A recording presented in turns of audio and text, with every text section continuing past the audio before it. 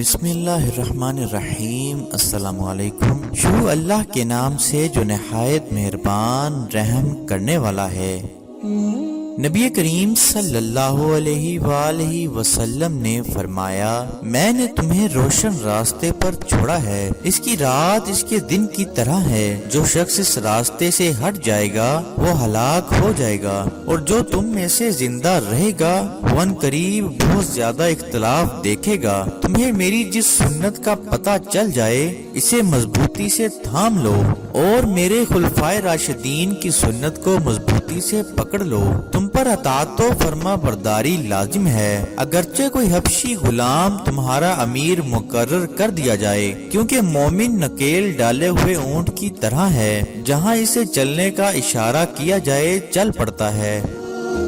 انس بن مالک رضی اللہ تعالی عنہ کہتے ہیں کہ نبی کریم صلی اللہ علیہ وآلہ وسلم کو جب کوئی کام سخت تکلیف و پریشانی میں ڈال دیتا تو آپ یہ دعا پڑھتے، یا حی یا قیوم برحمتک استغیث، اے زندہ اور ہمیشہ رہنے والے، تیری رحمت کے وسیلے سے تیری مدد چاہتا ہوں۔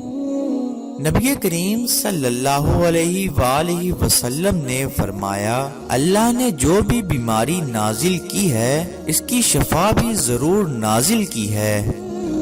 نبی کریم صلی اللہ علیہ وآلہ وسلم نے فرمایا، کوئی اس وقت تک نہیں مرے گا جب تک اپنی روزی پوری نہ کر لے، گو اس میں تخیر ہو، لہٰذا اللہ سے ڈرو اور روزی کی طلب میں اعتدال کا راستہ اختیار کرو۔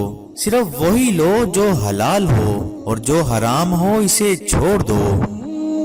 نبی کریم صلی اللہ علیہ وآلہ وسلم نے فرمایا، دنیا سرسبز اور میٹھی ہے، اللہ تعالیٰ تمہیں اس میں خلافت یعنی ذمہ داری دے گا تاکہ تمہیں آزمائے کہ تم کیسے عمل کرتے ہو۔ دنیا سے بچو اور عورتوں سے بچو، کیونکہ بنی اسرائیل کا پہلا فتنہ عورت سے شروع ہوا۔ انس رضی اللہ تعالی عنہ نے بیان کیا، نبی کریم صلی اللہ علیہ وآلہ وسلم سب سے زیادہ خوبصورت، سب سے زیادہ سخی اور سب سے زیادہ بہادر تھے۔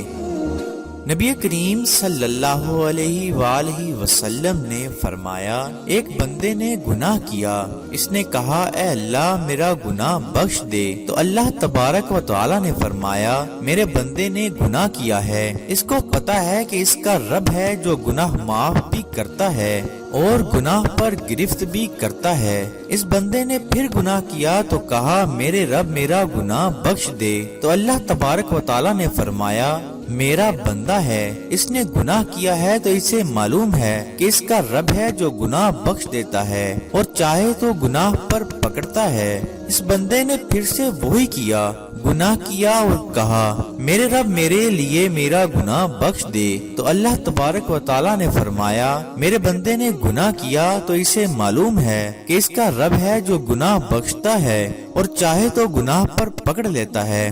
میرے بندے اب تو جو چاہے کر، میں نے تجھے بخش دیا ہے۔